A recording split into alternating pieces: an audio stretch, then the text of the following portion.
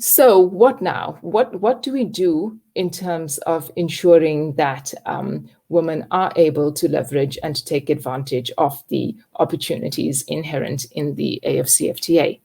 Now, the extent to which women will be able to take advantage of the opportunities in agriculture, in manufacturing, in services, in digital trade, e-commerce, in regional value chains is really dependent on the design and the implementation of targeted policies, of complementary policy reforms, and other targeted measures that will reduce the potential negative impacts of the Afcfta while also helping women to maximize the benefit.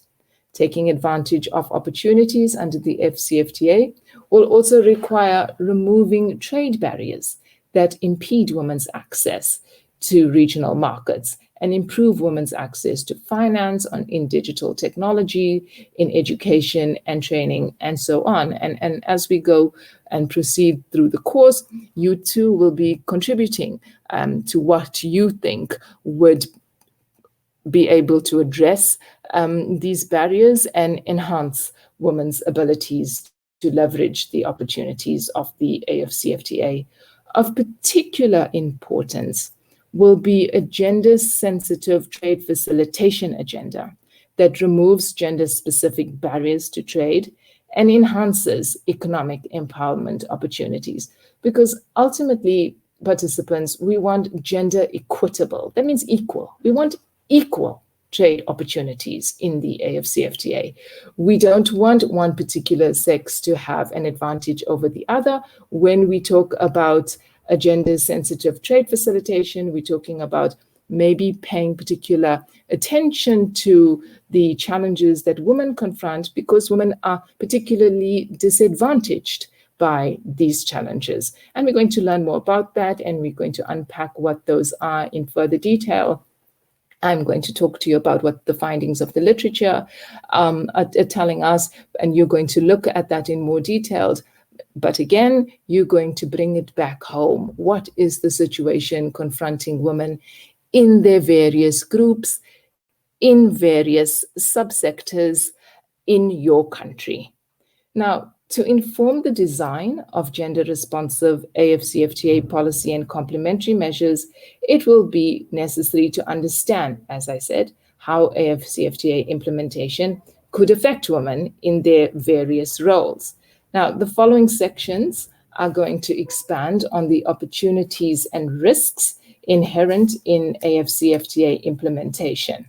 And first, we're going to be looking at women as producers and workers in agriculture, manufacturing and services, and the trade-relevant constraints that women face in those roles. And then we're going to be looking at the constraints that confront women-owned businesses, particularly women as entrepreneurs and female small-scale and informal cross-border traders.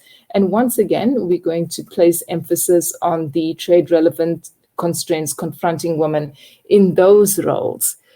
Because ultimately, participants, as I said, and I want to keep re-emphasizing this, I want us to all understand, and I want our point of departure to be the fact that we want to ensure gender equitable gains in the Afcfta. We don't want women to have any particular advantages. We don't want men to have any particular advantages, boys or girls. We want equality. We want equality of opportunities in the Afcfta.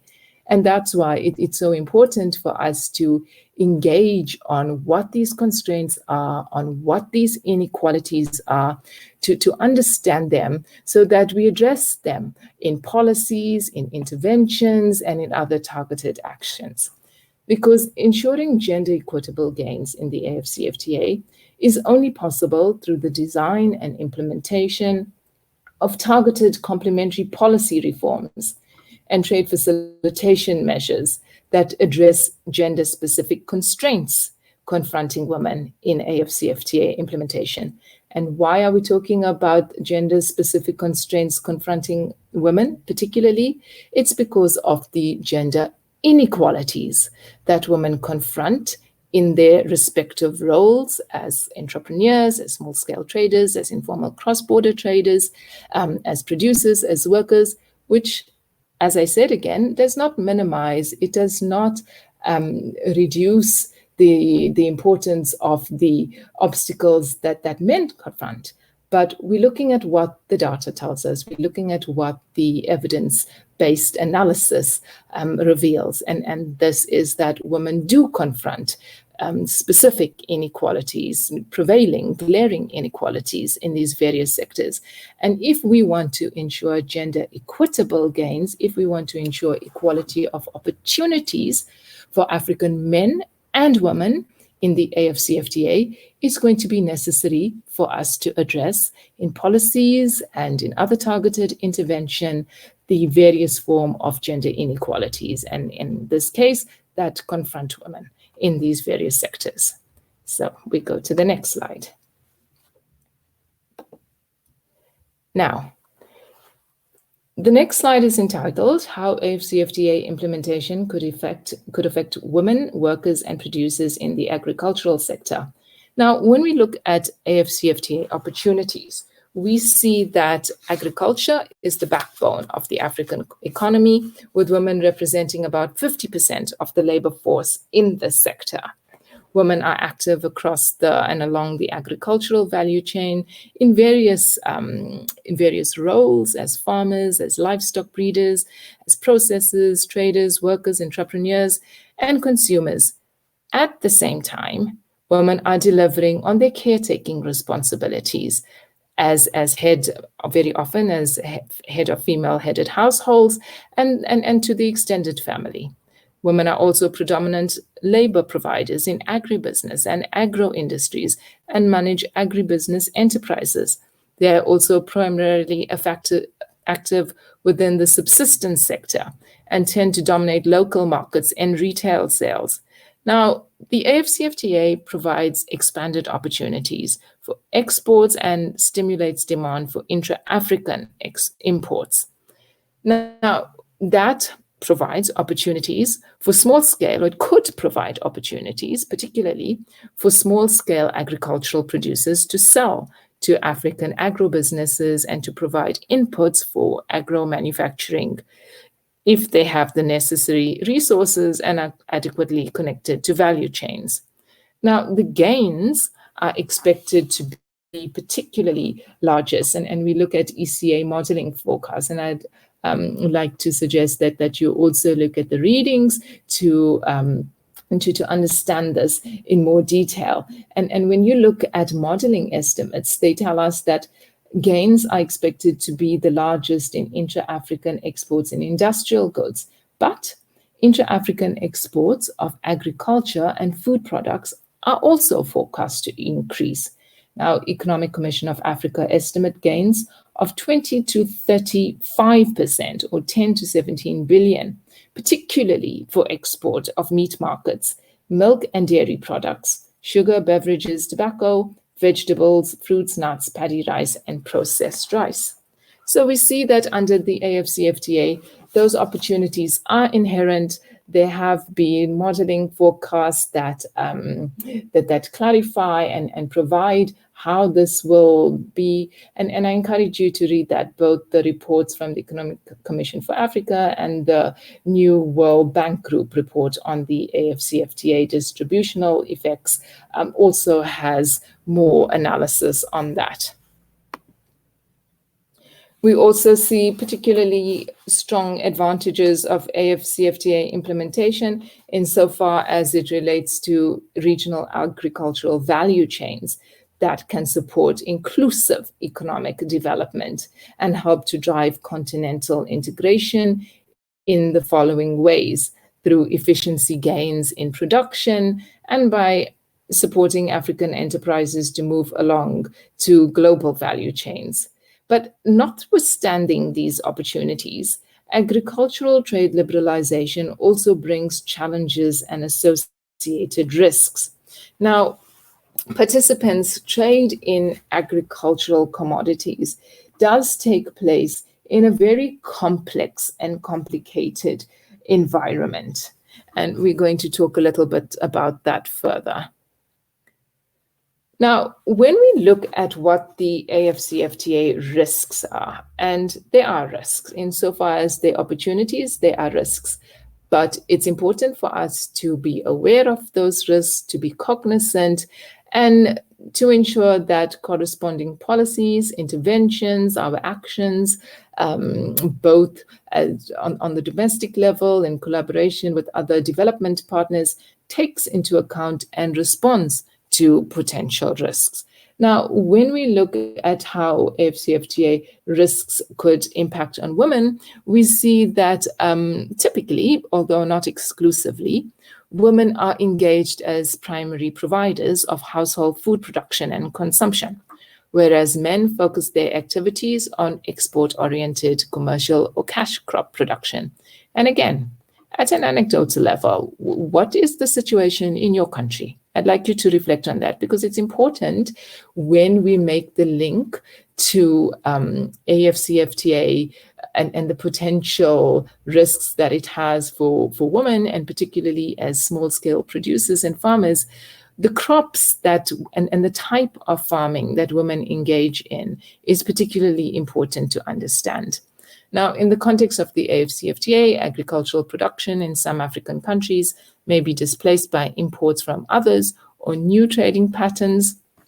And as small-scale agricultural producers and smallholder farmers, women are vulnerable to imports by increasing the production of export crops while increasing cheap food imports that compete with and reduce the domestic price of agricultural produce. Intra-African trade liberalization under the Afcfta could have disproportionate implications for women in agriculture. There's also concerns that the Afcfta could favor the emergence of larger African players who are able to tap into economies of scale under the Afcfta, and both in terms of what the agreement is going to provide. And there are also concerns that the regional liberalization could open up African food markets for deeper penetration by global firms through trade or investment. And of course, the fact that larger and more established firms that are expected to be better connected to export markets and networks will be more aware of the contents of the Afcfta agreement, how to leverage these opportunities, what the responsibilities of national governments are, and will just be in a stronger position and have better capacity to be able to benefit and to implement the Afcfta agreement. Now, when we turn to specifically gender-specific constraints in the agricultural sector, we see that women do confront pervasive gender inequalities, and these gender inequalities in the agricultural sector results in lower agricultural productivity for women. Now, there are estimates that the rural wage gap between men and women on the continent is between 15 to 60%. And the gender gap is found for many factors of production, as I mentioned earlier: land, labor, capital, and technology. Now, land is an important asset for households that depend on agriculture. But again, prevailing gender inequalities in women's access to land and land tenure security exclude women from participating in equal agricultural value chain development. When we look at the numbers, we see that the size of land owned by women is 20 to 70% less than that owned by men. Now, it's estimated that African agricultural output could more than triple if farmers could access the finance required, female farmers, to expand both the quality and quantity of their produce. And of course, we have to bring this back home. We have to understand that women have their responsibilities as workers, as producers in the agricultural sectors, particularly as small-scale farmers, but that they are more likely, and again, not all the time, but women are more likely to bear the brunt of additional domestic responsibilities and caregiving duties. Now, we're going to now turn to the next slide, which talks about women's limited access to agricultural information as one of the gender-specific constraints confronting women. Now, there are particular constraints in terms of productivity, as women farmers tend to have less access to information that responds to their priority needs. Infrastructure constraints, including limited access to roads, connectivity, transport, storage, has consequent implications for particularly women's farmers post-harvest losses. And there are also many challenges and consequent implications. For example, the example that's provided in the readings is for raw and processed, in the raw and processed milk sector. So we see that large quantities of milk produced by small-scale farmers are marketed through informal channels that do not have access to sterilization and cooling and packaging technique. There are also digital solutions that hold considerable opportunities, but once again, female farmers are not always in the position to maximize these solutions. And for example, text messages and smartphones apps that deliver climate forecasts. One of the commentators talk about women not being able to own a cell phone or to have the necessary finances to purchase airtime. Women also confront lower literacy rates that compound this challenge. So there are many technologies that are available in the agricultural sector, many novel technologies and systems that result in the exclusion, particularly of women, because of the inequalities, because of the gender-specific constraints that they confront, from benefiting from these technologies. And of course, women face social norms. We've spoken about educational disparities. We're talking about time constraints that make it sometimes almost impossible for them to leverage the technologies that are provided. Now, when we look at the commodities in regional agricultural value chain development, we see that the challenges can be generic, but others can be commodity specific. And an important strategy for increasing women's incomes through opportunities to diversify from low staple food commodities into higher value commodities such as livestock, dairy products, fish, fruits, vegetable, and spices. But again, there are persistent gender stereotypes that keep women in lower paid, lower skilled, and more insecure work within the value chain. And if you look more closely at the UNDP report entitled Advancing Regional Agro-Food Value Chain in Africa, this report draws attention specifically to gender stereotypes that keep vulnerable women in these lower paid, in less paid, and more insecure jobs in the value chains. There's also an interesting report from the international ITC on Mango value change in the Economic Community of West Africa states that found that women were often involved as unpaid family labor workers in packaging and processing units, whereas small entrepreneurs of small processing units. Again, women's limited access to equipment and machinery was found to impact on the potential for improved efficiency and the quality of agri-food value chains. So we see that these are disproportionate constraints that women confront. The fact that women tend to have less credit, less financial services than men, regardless of the node of access of the value chain in which they operate, impedes efforts for women to upgrade within the value chain.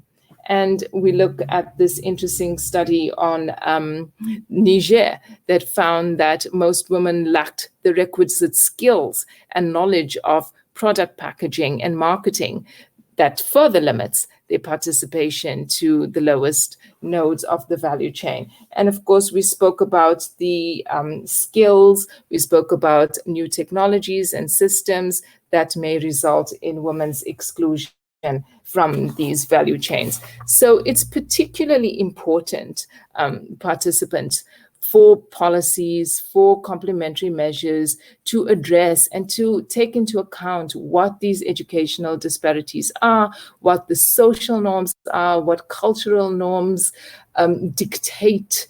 Think about the situation in your country. How do you think social norms, how do you think cultural barriers, socio-cultural barriers could impact on women's position in the economy, in the agricultural sector, in specifically in regional agricultural value chains? Do you think that social norms have anything to do with the fact that women are being limited to the lowest nodes of the value chain? To just think about that more deeply. Women's access to equipment and machinery was also found in the study to impact on the potential for improved efficiency and the quality of agri-food value chains. And then again, we spoke about women's access to, or limited access to, credit and financial services than men, regardless of the node of the value chain in which they operate.